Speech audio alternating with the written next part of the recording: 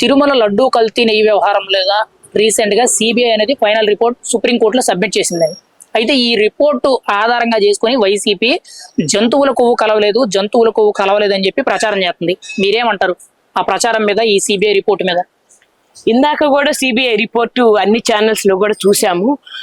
ఎందుకంటే హిందువుల మనోభావాలు ఎప్పుడైతే జంతువు కొవ్వు కలిసింది అన్నారో అప్పటి నుంచి కూడా మనోభావాలు బాగా దెబ్బతిన్నాయి. దీని మీద సిట్టు విచారణ చేపట్టడం కూడా చాలా మంచి శుభసూచకం.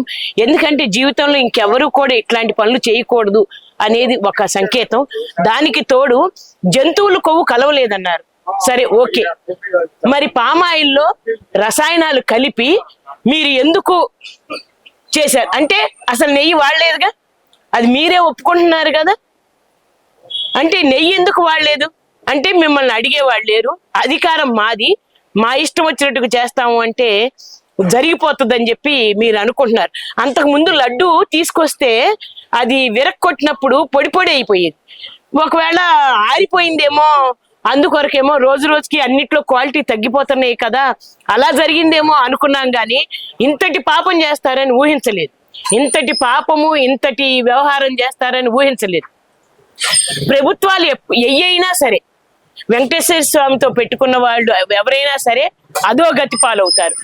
మనని మోసం చెయ్యాలి అని ఎవరైతే అనుకుంటారో వాళ్ళందరినీ కూడా స్వామి వెనక్కి నెట్టిన సందర్భం చాలా ఉంది.